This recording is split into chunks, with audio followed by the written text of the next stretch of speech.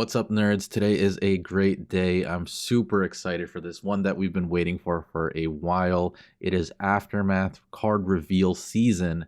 We don't get this very often, and we will be going over the first week of reveals in this video for the Aftermath expansion in parallel. I'm really excited about this. There's a bunch of reveals. I think we have 20 of them. There might be a secret new one that you haven't seen yet in this video, and some other nice little goodies for you for watching this video.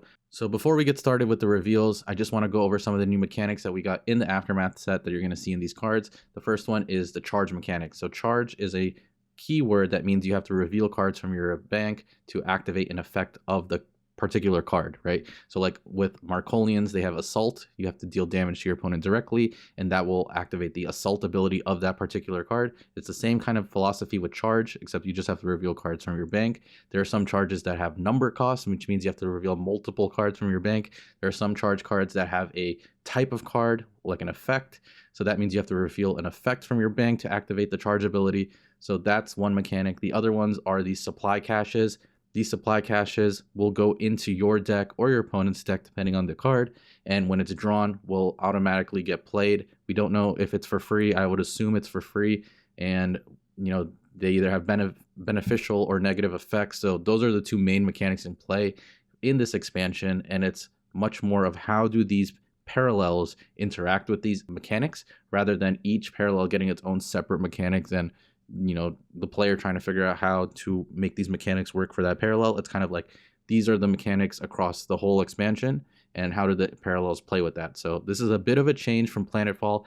I really like this design philosophy, and I'm really excited to see how this plays out in Aftermath. We're going to start off right off the bat with Cathari. We have High Density Genetic Replicator. This is a 2-cost relic. Friendly clones get +1/+1. Now this card is actually pretty good. I like it. It gives me vibes from like Drusian Exorator, the 5-cost 3/4 from the base set. That would give all your Cathari units or your clone units +2 attack and +1 health. So this is 1 less attack, but it only costs 2 and it's a relic, so it's permanent. It's much easier to remove a unit than it is a relic, so having a relic like that could be really useful. I think this is cool. Like these wideboard decks may have some use for this. It's 1 health also, so you can play this in the mid game as Naeus and trade a little bit better. I like this card. I think this card is really good. Moving on fast, we have Clandestine Company. This is a 3-cost unit, 2 attack, 4 health. What does this do? On attack, you can conceal a friendly bank card. If you do, create a 1/1 Cathari Iterant, and friendly clones gain +1/+0 this turn. Now this card's pretty good.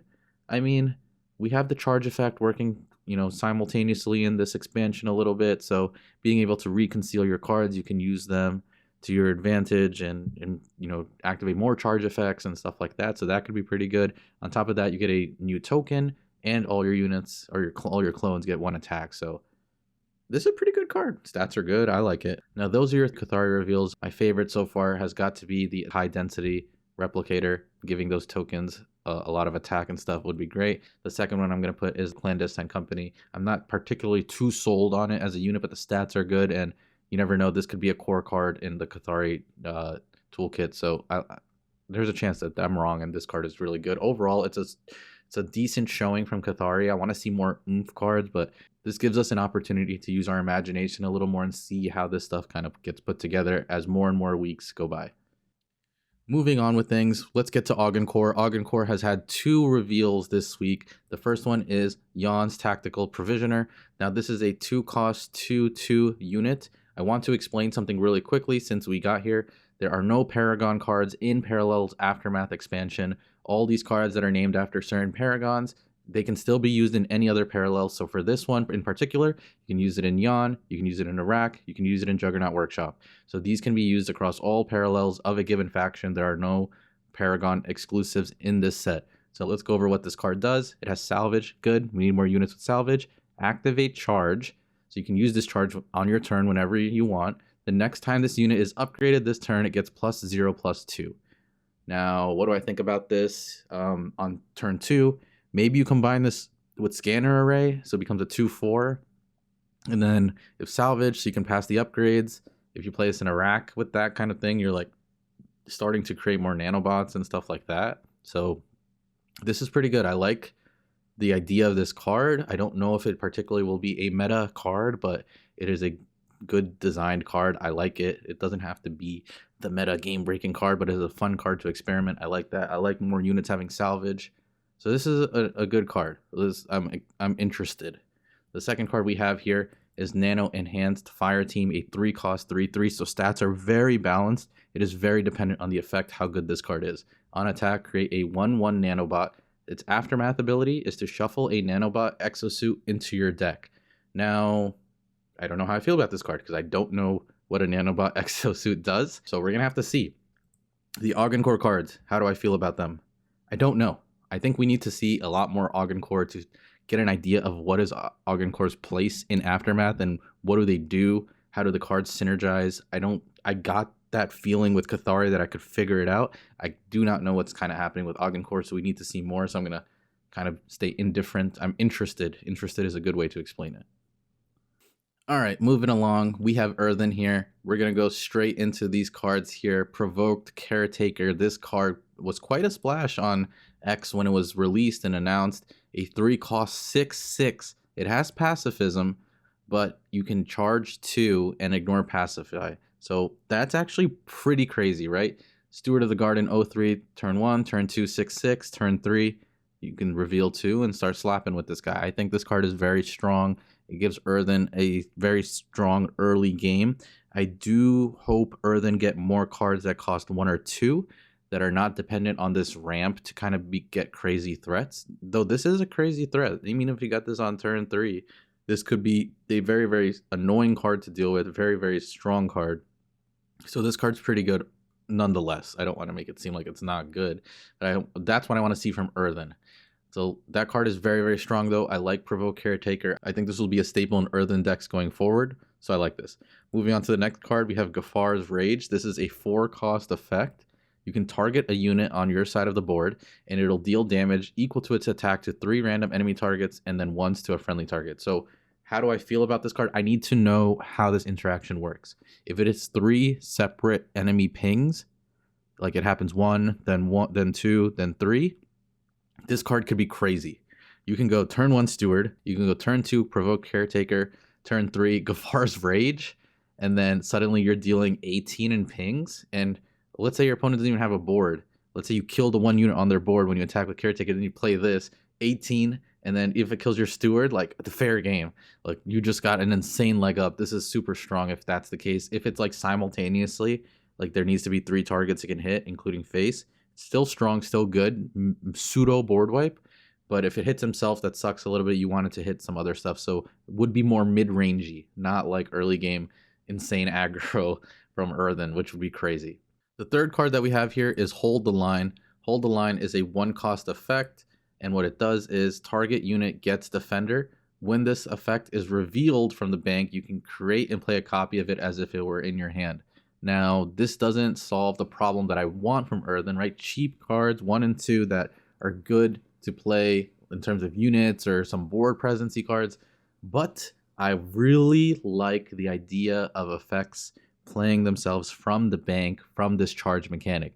That is cool. I like that a lot. And this card could be a good one of tech to disrupt your opponent's game plan, revealing a card and putting an extra defender on the board. That could be really sick. I mean, pair this with Nehemiah, right? When you're playing your Caretaker, then what? Now you have a 6/6 defender, and you can start passing defenders without having to play a defender. That's pretty cool. I like that synergy. I think that's good. It's a very interesting card. Let's move on to the fourth card here. We have the Terramech Shield Titan. This is a 6-cost 10/10 legendary unit. So we're already seeing a legendary from Earthen here.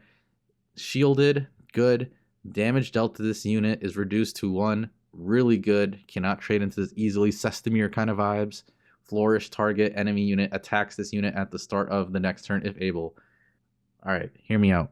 Altar of Gaia. 3 heals available. Drop Terramech Shield Titan. Heal it 3 times. Target 3 units on your opponent board. You just wipe 3 units on their board next turn. And it only got dealt 3 damage as a 6/6. That's good. Or what, the 6/6 as a 10/10. That's really good. This card could be really good. I like this card a lot. This card so far, my favorite one that we've done so far. So Terramech Shield Titan, huge props. This is a cool card. I really like this one the most out of the Earthen ones. How do I feel about Earthen? Earthen looks like it's getting some, aggressive pieces, finally doing stuff on your turn that impact the board. That was Earthen's biggest weakness. It was a very reactive parallel for the most part. Very reactive parallel. Now we're seeing some signs that it's going to be more proactive. Good stuff. I like this a lot. Moving on to everyone's favorite control deck here, we have Shroud. We're going to go straight into the brand's expertise card. This is a 2-cost effect. You may pay the enemy a kickback. If you do, draw 3 cards and they draw 1. Otherwise, draw 2 cards. So kickback. New mechanic. What it does is that you have one of 2 options. You either draw 3 cards and then the enemy draws 1, or the second option is you draw 2 cards. So 2 energy for 2 cards, or 2 energy for 3 cards, and they draw 1. I like this decision making. It's very interesting. Now, I don't know if this card will be meta, but I think it'll be interesting and we'll see play. Why? Because how Shroud has normally dealt with running out of cards is that they create corrupted versions and then just bank them. That's why Void Trapper is good. That's why Venerated Raider is good. That's why, it's not why, but Treacherous Scheming, it's an added benefit. You're creating Reese value and then just putting it in your bank so that you just draw the cards that you want. So that's how Shroud has normally dealt with like running out of cards. Now this card offers them a chance to draw, but 2 energy for 2 draw. I think that's good. I think this card is good. Engine Whisper, with Engine Whisper, it could be pretty good. So it will be interesting to see how people accommodate this card in their decks. Do they add it in or not? But this is cool. If you're like really down bad, you can draw 3 and let them draw 1. I think this card might be interesting. Moving on to the next card, we have Insidious Smuggler. This art is so sick. A 2-cost 2/3. And what this does is that it revolves a lot around the supply caches that we talked about. Its muster shuffles a supply cache into your deck. After you play a supply cache, it goes into your singularity instead of removing it. And then you can also shuffle when it dies 2 supply caches into your deck. So this is all about generating this supply cache value and recycling it and putting it into your singularity. Now, if these supply caches are cheap or if they're free, imagine with Brand playing like Unseen Allies and just going like cash, cashing in your caches. That could be pretty good. That could be really good. Even with New Dawn, you can recycle it. Neve, maybe Sacred Siphoner can work with it. So Insidious Smuggler that one is pretty interesting. I like that. We're going to go into the next card, which is Vandalizer, that also deals with caches. It is a 2-cost 0/4. What's interesting about this guy, though, is that he can attack and he goes to your opponent's side of the board. Now, every turn on your opponent's turn, because it's on your opponent's side of the board, you'll put a Sabotage supply cache into your deck. So I actually really like this card because your opponent has to find a way to kill it itself. Either they're wasting energy or they're doing some weird thing that they shouldn't be doing to get rid of this guy.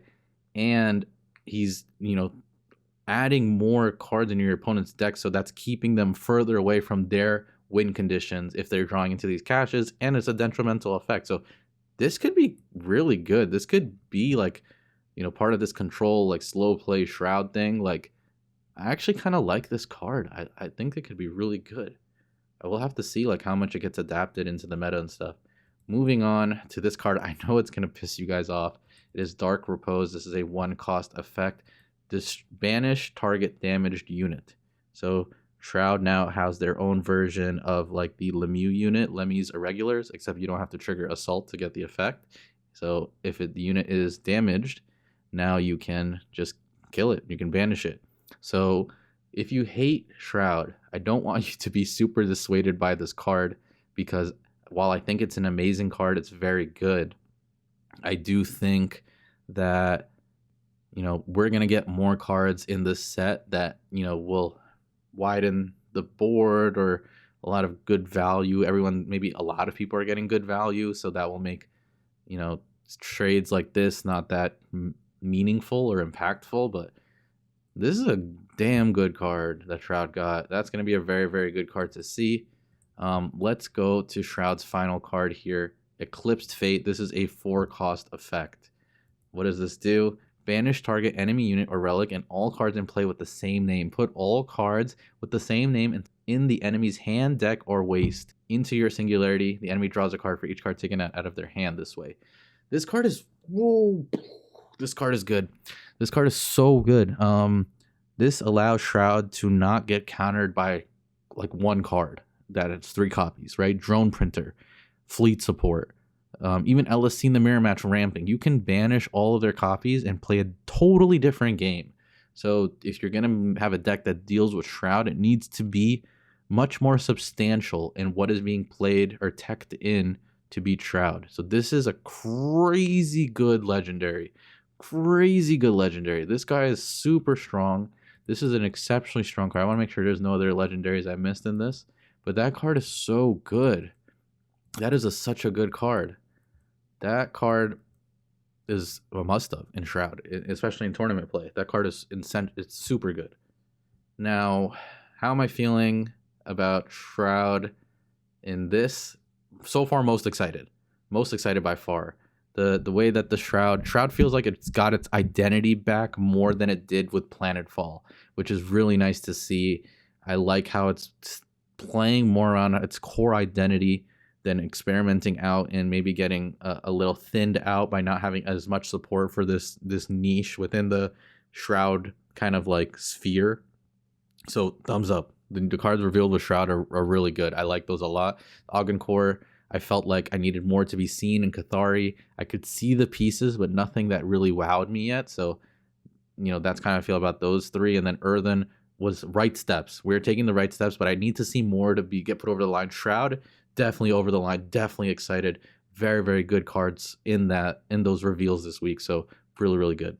Now, if you've been watching all this time, I have a little surprise for you that was tucked away in this video as usual. We are giving away not 1, but 2 Aftermath NFT packs. If you want to win a parallel Aftermath NFT pack, I got a little challenge for you. Make sure you're subscribed. Always make sure you're subscribed. But in the comment section, I want you to list your favorite card that was revealed this week or in this video. I mean, all the cards revealed this week will be in this video, but talk about your favorite card that's been revealed and why is it your favorite card? What are you excited about it? So get that in the comments. You'll be entered for a chance to win a Aftermath parallel NFT pack, and we're giving 2 away. Two away.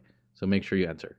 All right, moving on. We're going straight to everyone's most hated or favorite deck, Markolians.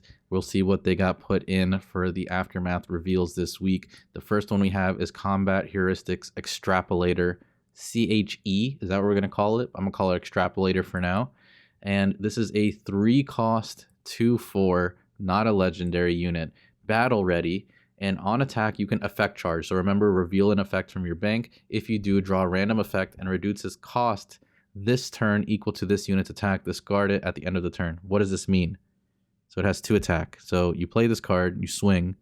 You could draw Catharine's Rallying Cry, and it costs 1. And you can play it if you want. That's pretty damn strong. If you don't, it goes to your waste. So there is some balance on that. You can't abuse it with the battle readiness, but it's a very strong card. I actually think this card is insanely good. I can see why Catharine's Rallying Cry was nerfed with cards like this, because they cost 3, so they just lowered it to 2. Now, we had some other growth pains that happened because of that, but let's see how things change as we get more Marco reveal cards. But this is good. This is a really good card. It's very easy to see the value of it. I don't have to think too hard. Let's go on to the next one. The next one is Vindicator Rapid Assault Vehicle. We're just going to call this Vindicator. 3 cost 4/3. The stats are good. Heavy on the attack side. We don't have too many Marco units that are early cost units that are heavy on the attack side. On attack, conceal a friendly bank card. So that synergizes with Extrapolator a little bit, right? With the CHE. You can attack, reveal, get an effect next turn, and then attack with this guy. Conceal the same effect so you can use your Extrapolator again next turn.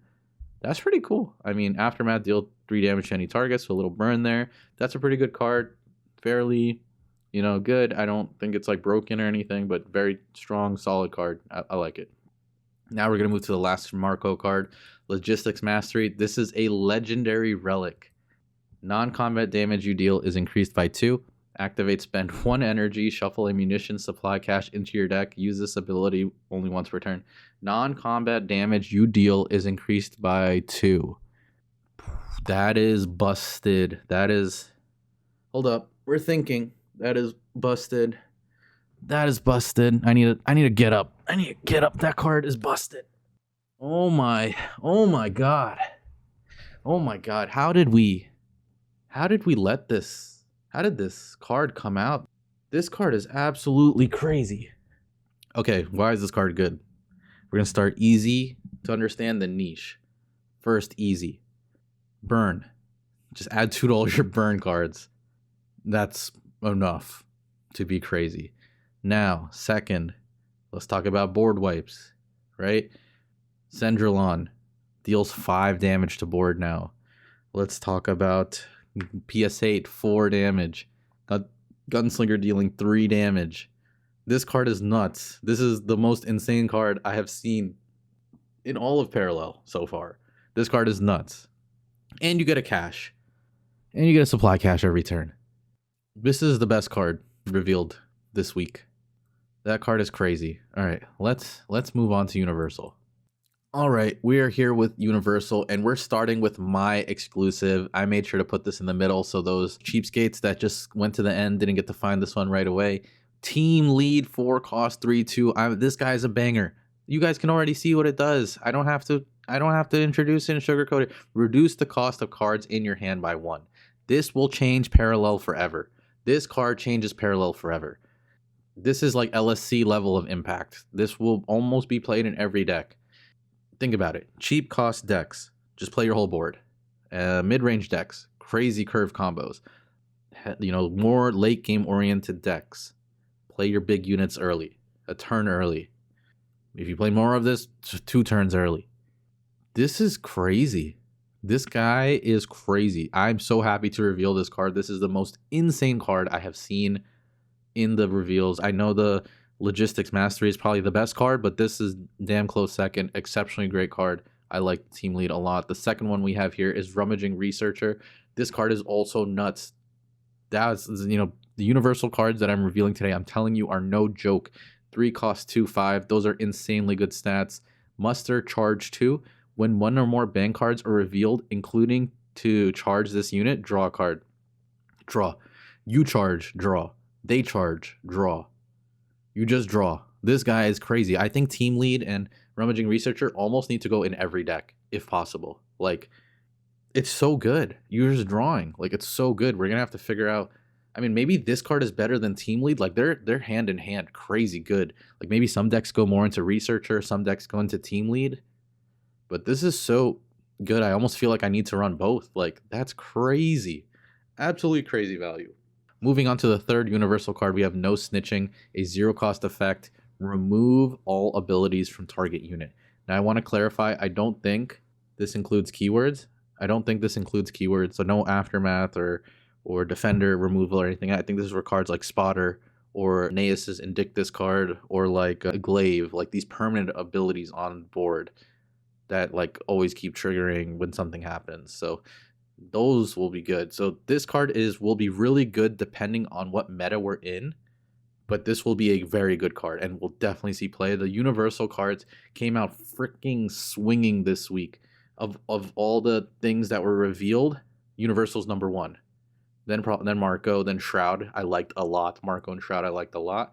Earthen probably next. Then Cathari, then Ogden. Just because I don't know how to feel about Ogden. I need to know more. Now, how do I feel about the reveals and how do I feel about Aftermath? Getting a little glimpse into it. Let's start with the how I feel about Aftermath. I really like that Aftermath is digging into a few core mechanics and how the parallels play with those mechanics rather than brand new mechanics for every parallel, if that makes sense. So it's kind of like supply cache and charging versus flourish and corrupted and convergent. So I like that. I do in the future want to see more flourish, convergent, that kind of stuff and see new ones in the future. But I think the core expansion revolving around, a mechanic or two and how each parallel plays around it, I think it's very smart. I like that they're doing it. I think it's needed in Aftermath, to be honest. I don't know what you do in the future, but I really like this. This is really good. And I'm very pleased. I'm not the deciding voice, but I like it a lot. Now going into what I think are my top 5 cards revealed. Number 1, Logistics Mastery. This Marco card is absolutely nuts. It is crazy. Probably insta nerf a month in. Second card will be Rummaging Researcher and Team Lead. We're just tying them together. I like them a lot. I think they're both insanely good. Like universal card shape metas, those are definitely shaping metas. Fourth card, Eclipsed Fate. Is that the Shroud legendary? That card's crazy. We're gonna have to see how that works, but that card's so good. And lastly, it's gonna be Earthen's Terramex Shield Titan. The combos with that and Flourish enhancers, I think, will be really nice to see. I hope we get to see more Flourish activations, not just easier, but good activations, right? Not just like cheapening things that, because then it's still a card in your deck, right? So even if you cheapen the heal, it's still a heal that's only a heal. Like, I think we need more synergy on that front, but that's good. I think this is good. Terramex Shield Titan is a very cool card. I like it a lot. It's a very strong card. So those are my top 5. Yeah, we're done with the first week of Aftermath reveals. We are getting reveals up until the Aftermath drop on November 23rd. So make sure you check in here each and every week. We're going to be going through the cards and reviewing them and giving our, the initial thoughts and giving away packs. So I'm super, super excited for the future of this next month. This last month was so big in parallel. I felt like next month is even crazier. There's so much going on. Stay tuned to the channel. Make sure you're subscribed, guys. I'm really, really happy with how things are going right now, and I'm very excited for the future. And with that said, I will see you guys later. Peace out.